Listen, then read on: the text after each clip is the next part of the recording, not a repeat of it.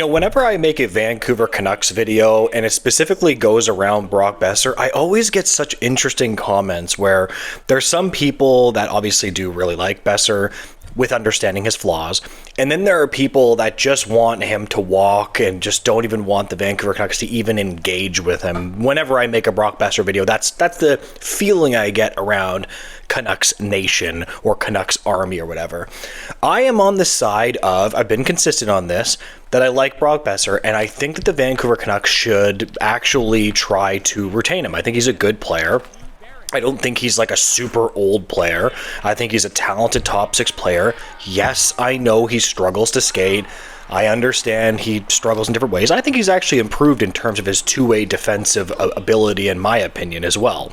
And with the Vancouver Canucks going through so much turmoil, I mean, a lot of turmoil. I mean, their coach just bounced, the JT Miller stuff coming out, him getting traded. Then we also have JT Miller saying that he was peeved off that players weren't as committed to staying fit, if you understand what I mean. Cough, cough, Elias Pettersson. And it's just like, it's an ongoing thing. So I think that they should try to retain good players. That doesn't mean the Vancouver Canucks are going to make the playoffs for sure next year. I would hope they would. But again, the whole point of building a good team is more simple than you think. Keep good players and don't keep bad players. That's it. I think Brock Boeser is a good player. It's not that complex. Now, with saying this new rumor to me, or what the GM said, not even necessarily a rumor, is actually a really, really good thing. So the article that we're going to be reading off today is Canucks GM Allvin states team is interested in retaining Brock Boeser. Good. That's a good thing. They should be trying to retain him. Vancouver Canucks general manager Patrik Allvin appeared to extend an olive branch to soon to be free agent Brock Boeser, adding another twist to the ongoing saga per Patrick Johnson of the province. Now, we talked about earlier in the season exactly what Brock Boeser is getting. Apparently, Friedman only said that he actually wants a 5-year deal, like a 5-year deal over, I think he said about $9 million or something like that would get it done. You have to understand that he's probably going to get that in UFA. I think he's going to get that. And is it an overpayment? Sure. A bunch of players get overpaid in free agency. I understand there's going to be people that are going to say, well, it's an overpayment. They're not necessarily completely wrong, and I do understand that. The article continues. Allvin met with season ticket holders and answered some questions from the fan base, with several directed at the ongoing situation involving Boeser. On one hand, Allvin has a clear that the team needs to acquire goal scorers, obviously. On the other hand, franchise and Boeser have been at odds over a potential contract negotiation. So where does the franchise stand on the idea of keeping Boeser in Vancouver? Allvin simply stated, we're going to see if there's a chance to keep Brock Boeser.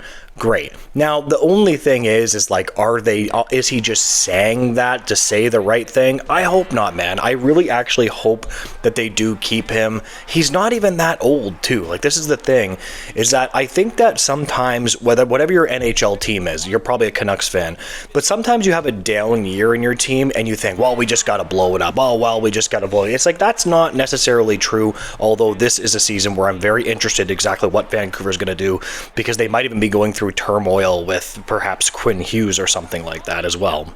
The article continues, if Allvin's words hold weight, the Canucks still have time to negotiate a contract extension with Brock Boeser and his agent, Ben Hankinston. The challenge, however, is that at this stage in this process, a hometown discount seems unlikely. With free agency fast approaching, Vancouver will likely need to match or exceed the going market rate to retain the star forward. That is fair, and that does give me pause. It is fair to say that, to push back on what I'm saying, I like to see both sides of the argument here, that as he's so close to free agency, he's probably going to be asking for a lot. He's probably going to be asking for an overpayment. So I guess the argument from that side is, well, do you want to overpay him? And of course I don't want to overpay him. It's just that I think that they're losing a pretty good player here, albeit he is not perfect. The article continues. Brock Boeser was a big name during the trade deadline, but a rich asking price kept him with the Canucks for the remainder of the season.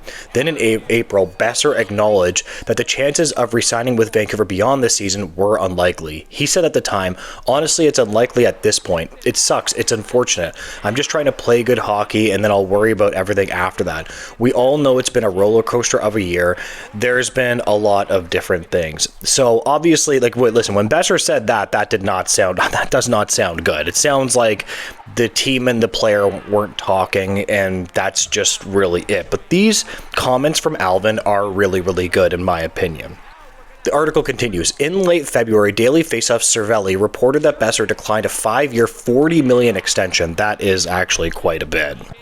This would have represented a raise on his expiring contract, but maybe it isn't what Hankinson believes Boeser can get on the open market, especially if the salary cap is set to climb. However, Boeser's production, 25 goals, 50 points, did not match his 23-24 result of a career high of 40 goals and 73 points. It will be interesting to see what kind of deal Boeser gets this offseason and where he ultimately does land. Now, I am not going to lie. When I see that number of 5 times 40, that is quite a bit, in my opinion. Like, that is about $8 million per.